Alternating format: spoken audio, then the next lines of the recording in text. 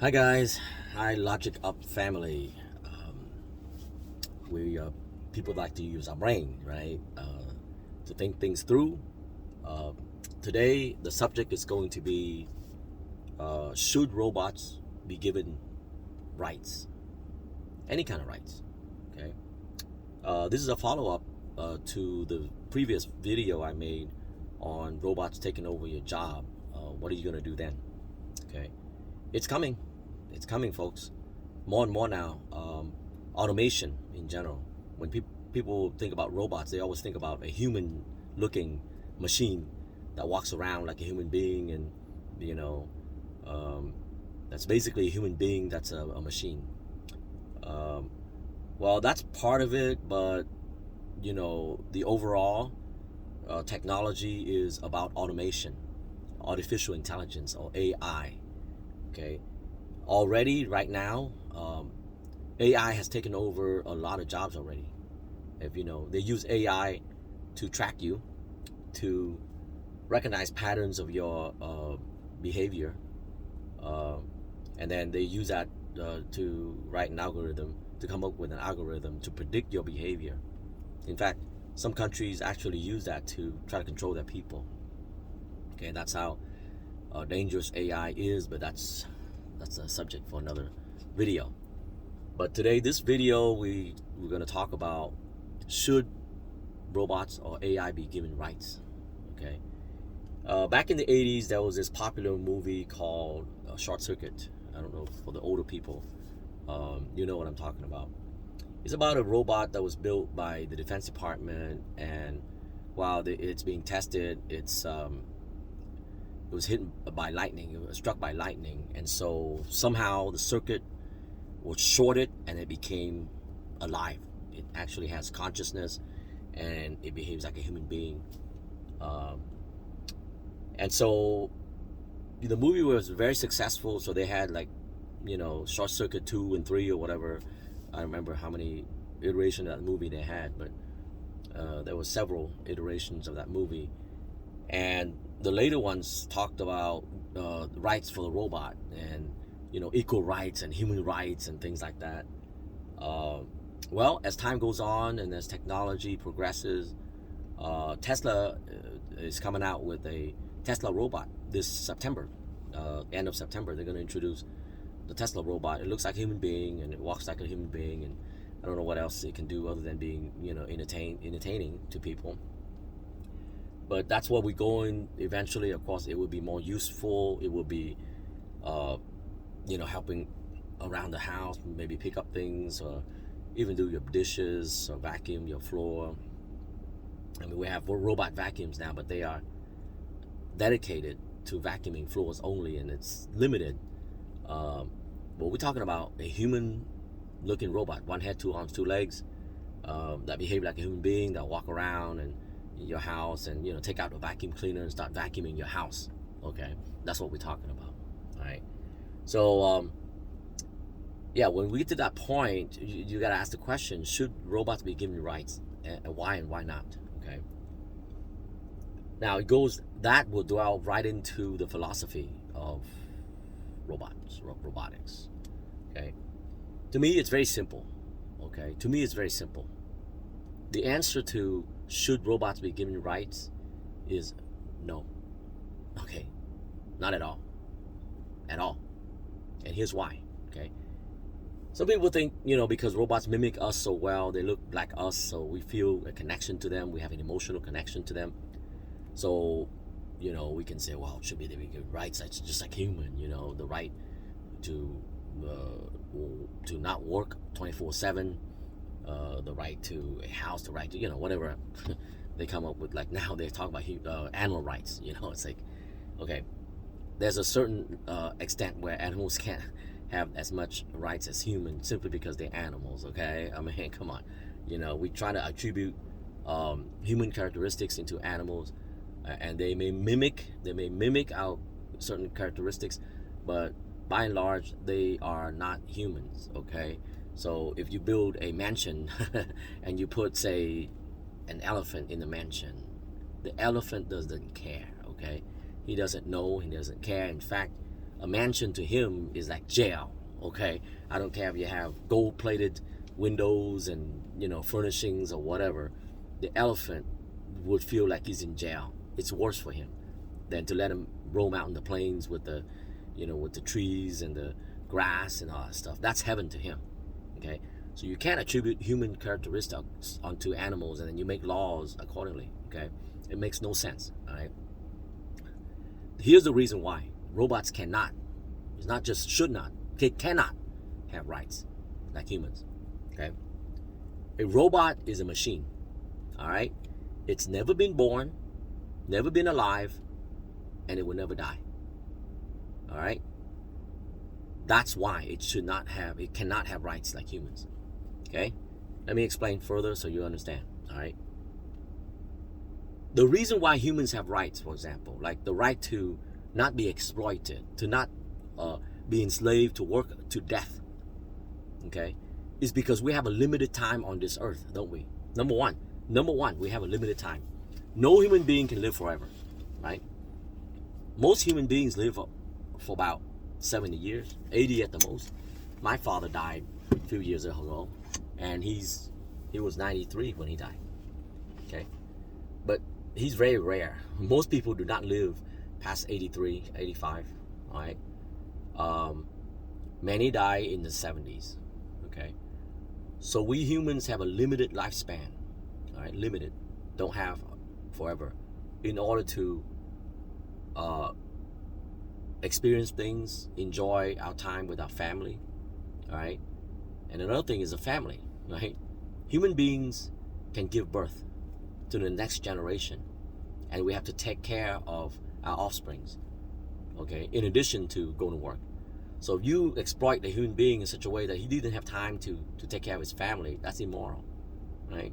And here's why it's immoral: because it's been shown that if children are not raised correctly, they're gonna become deviant when they grow up, and they disrupt the society, and they become criminals. Some of them even, okay, dangerous, to society. So that's why you cannot. That's why a human being must have rights. Okay. Another reason why is because human beings become weaker as we get older, don't we? Okay, we become weaker as we get older. Okay, all right. We don't remain the same, and we certainly don't get stronger. Okay. Also, if we get injured, okay, we need time to heal. Right? Say a worker that works in a factory and accidentally chop off his arm. All right, can we replace his arm like that and then push him back to work?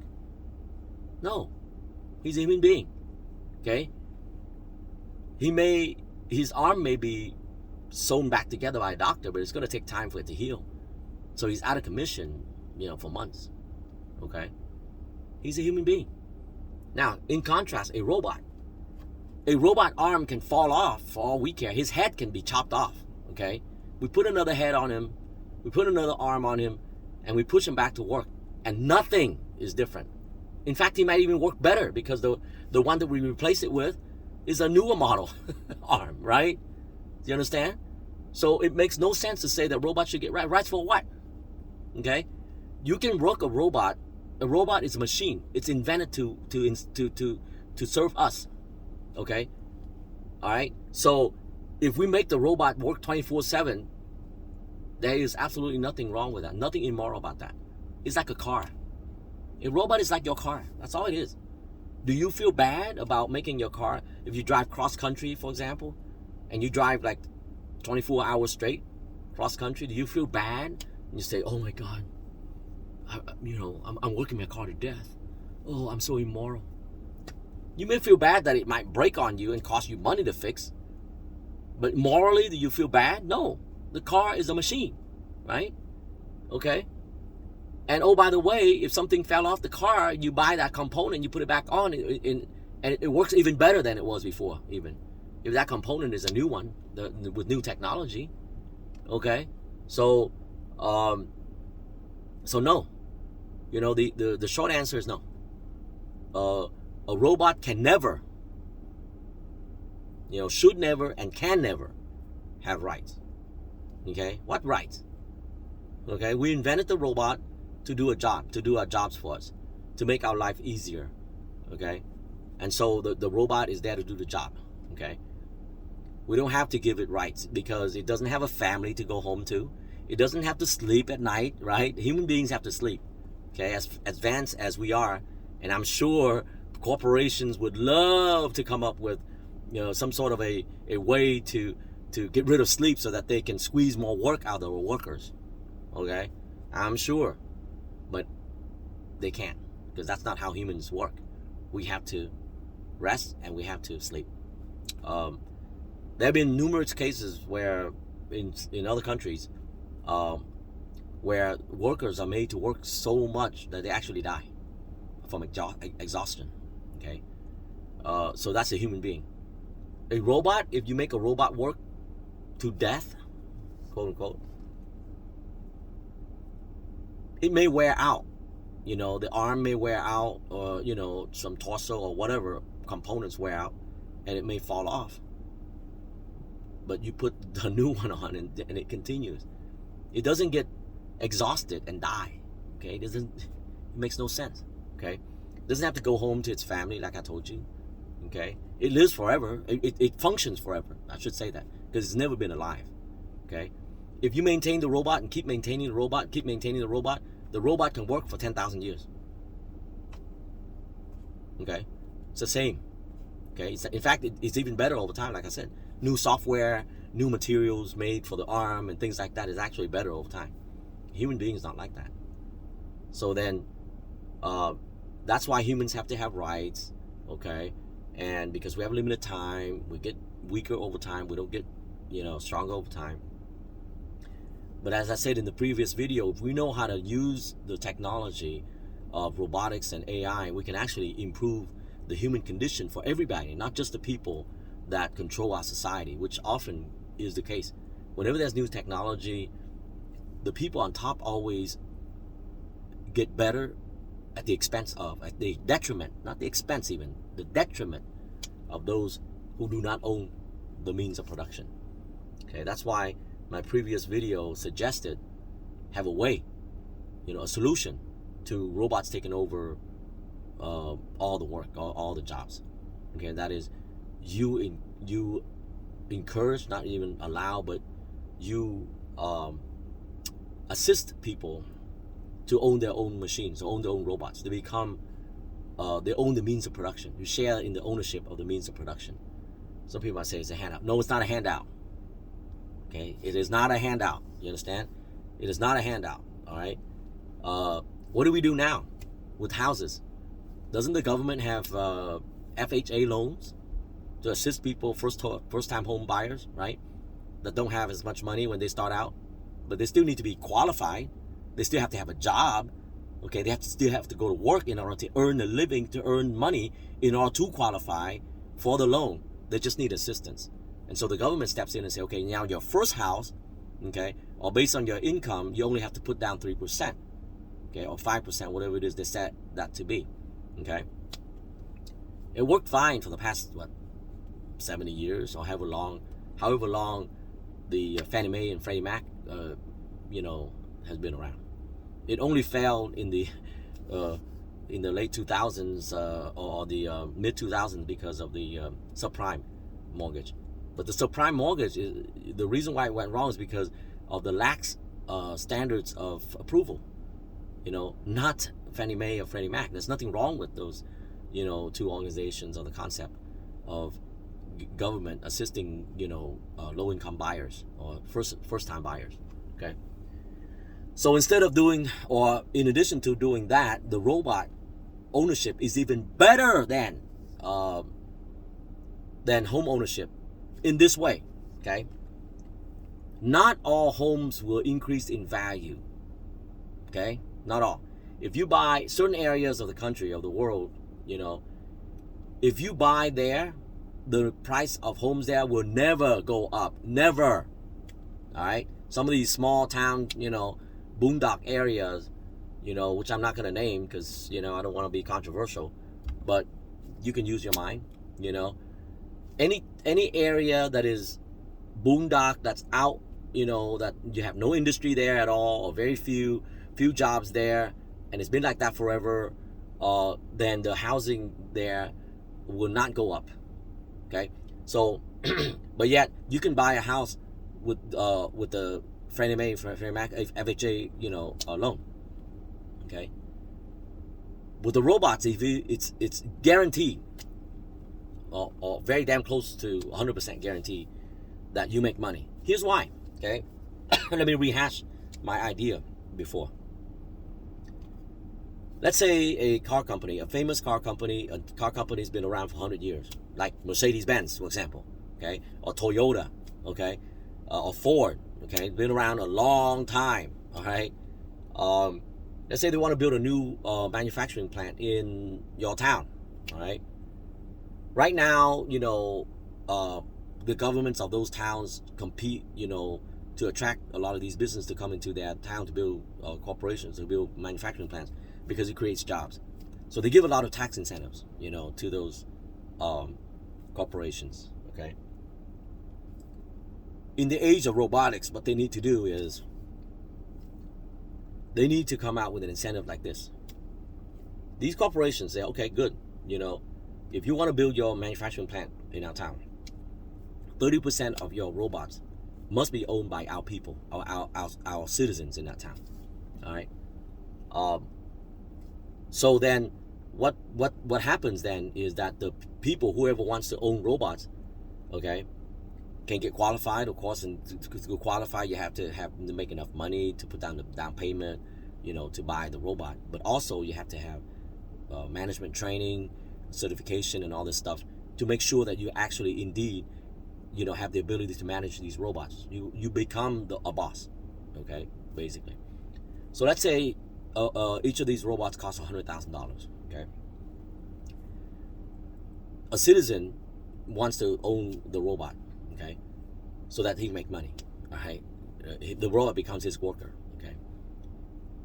So then, if he doesn't have the money down payment, let's say 20%, $20,000 to get a loan to pay, to get a loan for $100,000 to pay for the robot, he can get together with a friend. Let's say two guys, business partners, right? Each of them, put down $10,000. They get a loan for $80,000, and they buy the robot. Okay. Now, does the robot come to the house? No. Okay. The robot goes to the manufacturing plant as before. Okay. These guys come in, they get training on how to manage the robot. Okay. So they run the robot. Okay. They sign a contract with the manufacturer, the Toyota or Mercedes or whatever manufacturer that subcontracts that out to them. Let's say the robot is responsible for making doors. Okay. So they sign a contract that says, okay, each month you have to produce this many doors, and it has to meet, this quality standards and this and that and the other. Okay. So that's what you do. You get a contract with Toyota or whatever, Mercedes, whatever manufacturer plant. You become the owner of that robot. Why does Toyota and Mercedes like that? The reason why is because they don't have to worry about workers. Okay, workers cost a lot of money. Okay, all right. Not only cost a lot of money in terms of salary, but in terms of benefits. Okay, healthcare, right? Insurance, workers' comp, all this other stuff, other benefits, bonus, overtime, whatever it is. All right. It costs each company, okay, believe it or not, okay, because I'm an HR guy, I know. It costs companies up to 30, for sure 30%, if not more, 40 or even approaching 50% of all revenues that go into the company making money. 50% of that, up to 50% goes into employee wages and benefits. Did you know that? 50%. All right. Most companies today is about 40 something. Yeah, it's approaching 50%. All right. That's why companies are so reluctant to raise wages, all right, to hire more people, to give them more benefits, because they're already getting a lot of benefits. Okay. Think about that. If you're a business owner, all the money that goes into the revenue, all the revenues that goes in, almost half of it goes into workers. Okay. Now, the thing about companies is, in general, not all companies, but in general, you can use as a rule of thumb, and that is what I call law of a third. Okay. You take the entire amount of revenue, okay? A third of that, or thereabouts, usually go into employee wages and benefits. Nowadays it's more, but it's about a third, for argument's sake. The second third goes into the cost of operating the machines and all that stuff. The last third is your profit. So for every dollar that a business brings in, the business only can pocket 30 cents. Okay, that's in general across all businesses. Okay, so 2/3 of the cost that goes into that the revenue that comes in goes into the cost of operating the business. Okay, so businesses, corporations would love it if they can cut the employee cost, and that's one of the reasons why they are replacing it with robots. Here's the problem: they replace it with robots. They have to have employees to take care of the robots, don't they? Right? Who's going to take care of the robot? Who's going to update the software of the robot? Okay, who's going to make sure the robot is operating correctly and maintained correctly and all that stuff? You see that? They still have to have employees to do that, right? Employees cost money. Okay, now if they contract it out, they subcontract it out to you, all right, to you, then that problem falls on your shoulders, not theirs. Okay, all they care about is, are you going to provide me 500 doors this month for my Toyota RAV4 or whatever? Okay, provide me, that's the contract. Your robot or robots must provide me with 500 doors this month that meets these criteria, these quality standards. Okay, you sign a contract with them, you deliver. If you don't deliver, you got a problem. You got to explain to them why you can't. All right, and they're going to cut your income. And you keep doing that, they're going to cut your contract. They're going to get rid of your contract, and you're out. Somebody else can come in with their robot, okay, and provide the product. You see how that works, okay? So then the big corporations happy because they save money. You're happy because you make money, right? You're a small potato, man, right? You're a small potato. You only have one or maybe two robots to take care of, all right? You're the boss. Do you do the labor work anymore? No, you used to work on the factory floor. You don't anymore. The robot does that for you now. Your robot. Are you happy? Of course you're happy, right? And guess what? You don't have to own one robot. You can own 2, 3, 4, 5. Doesn't matter. One robot produces cars. The other one produces toys. The third one is a car, the robot car that takes people around, the rideshare. You see what I'm saying? All right, so are you happy? Hell yeah, you're happy because you got 3, 4, 5 income streams. You see that? But if you have to personally work, you can only have one income stream, right? At a time. You may have 2, 3 jobs a day, but not at the same time, right? You may have one job in the morning, the other one in the afternoon, and the third one at night, but not all at the same time. Your robots could. All your robots can work at the same time and produce streams of income for you at the same time. So that's why robotics, if done right, the robotics revolution, if done right, is actually very, very beneficial for humanity, because it actually empowers people to become rich. The more income streams you have, the richer you become, don't you? Right? So if you own the means of production, which is robots, you own the society, don't you? You become rich. And it's endless. It doesn't have to be cars, like I said before. You can have robot maids. Okay? All right? Robot maids. In the morning, you take a robot to one house. Okay? That robot cleans that house for 4 hours. When that robot's done, you come and pick him up. Okay? You take him over to the second house. Okay? And he cleans that house for the second half of the day. You see that? And you don't only have one robot, you got 2, 3, 4, 5. How many robots you can manage? Okay? You become the manager. Okay? So it's a great solution if we know how to do that. If we don't do that, then the corporations will own all the robots and we have no jobs. And as I said before in my previous video, when you look at robotics, jobs that robots will take over, it's more than just hard labor jobs. Did you know, like I mentioned in the previous video, lawyers can be replaced by robots. Did you know that? Artificial intelligence. All right, the lower level guys, the guys that do research of cases for the experienced lawyers to go to court, to argue in court. Okay, but here's the problem. See, all lawyers, okay, must start out somewhere, right? They start out right out of law school. They have no experience, so they work for a law firm, and do they get to go out and argue the case right away? Probably not, right? Unless they come from Harvard or something. Even so, they need some time to experience, some experience before they can do that. Well, how do they get the experience? A lot of times, the law firm makes them do research for so they go into law libraries and they research a case, thousands upon thousands of pages, they look through manually, and then they wrote down, the cases that are similar, and then, for precedents, and then they provide that information to the guys that actually, the experienced attorneys that actually go and argue in court. All right. But now with artificial intelligence, they push one button, boom, all the cases that relate to what they're talking about come up. Okay. Even if they need somebody, a human lawyer, to sift through it, you only need one. And the human lawyer can do boom, just like that, in just a few seconds, a few minutes at the most.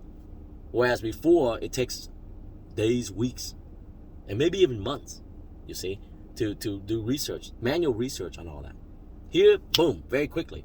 And they can have a meeting, boom, they look at it, all the cases that are presented, that have set precedents in the past, that's similar to today's case, and then they can discuss, they can say, okay, now use this case, don't use this case, use this case, okay, put in the argument, and bam, they're ready, okay? By the way, I'm not a lawyer, so if anybody who's a lawyer can dispute that, but in general, I think that's what happens. But my point is, most things can be replaced. Most jobs can be replaced by artificial intelligence sooner or later. Now, mostly it's the labor jobs, the physical labor, assembly of cars, painting cars, okay? Assembly of toys, of furniture, of things like that. But again, if you own those things, you become the boss. You can have many income streams because you don't have to physically do the work. You can manage the work, okay? So therefore, you have many servants, slaves, basically, right? These are machine slaves, which is all legal. That's why you don't want to give these machines rights, right? Because then we're back to square one now, right?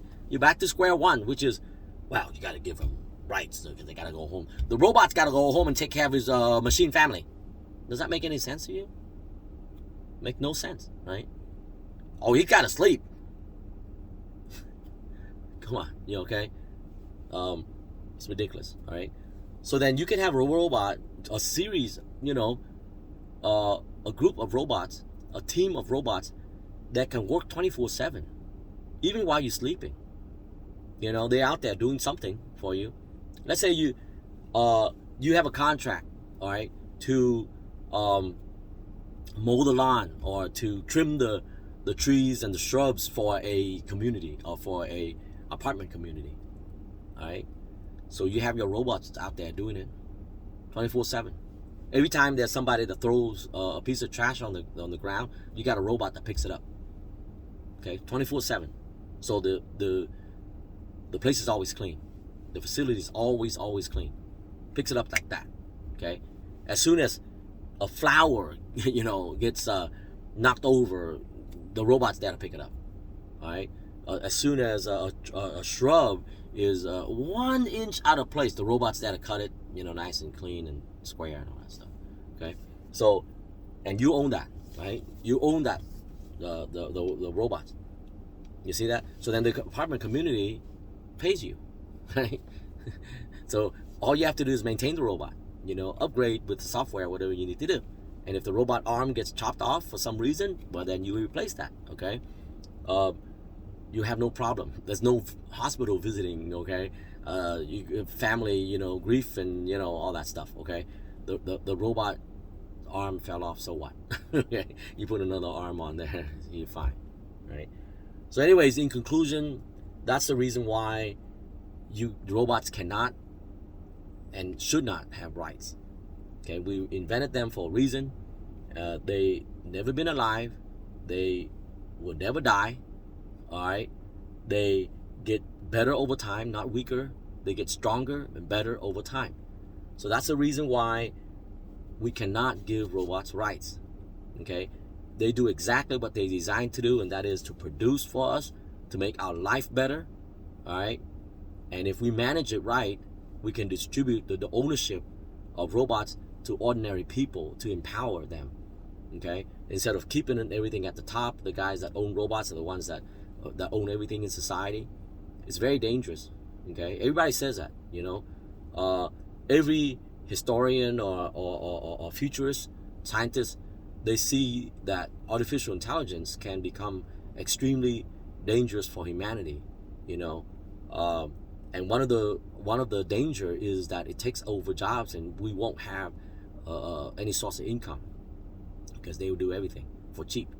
And so then we created a society where the people who own the robots are the ones that have income. Those who don't, ordinary people, won't. So that's why it's critical to start thinking about it now, and start passing laws now to allow people to own the means of production, to share in the ownership of the means of production. Not everybody should own robots. That's why my example said 30%. Okay, of all the robots in a corporation should be owned by people, not all. Okay, because of consistency and because of control of the production. Because sometimes the individual owners, because of their experience, they can't produce as much, or whatever, something wrong, So a company can't rely totally on that. But 70%, and it could be seasonal. Some companies produce more of some things, during a certain time period during the year than others. And having robot contracts can be very beneficial, because they can cut back on production of a certain thing, and then not pay the contractor, the subcontractor, by contract. They say, well, we only need you to provide such and such product for us for 9 months out of the year. The other months we don't pay you, because we don't want it. Okay. So then what do you do as a robot owner? For the 3 months, you're gonna let the robot not produce anything? You can if you want, but you can go and get a contract from another company that produce whatever they need to produce in that 3 months. For example, let's say the winter months. Okay, the winter months, they're not producing jet skis. All right, well, they can produce Christmas trees, right? Christmas decorations. Did you see that? Things that are for the holidays. Skis. All right, snow skis. Okay, goggles for snow. Things like that. You see what I'm saying? So then you, as a robot owner, do you care where the money comes from? No, you don't care. Fine.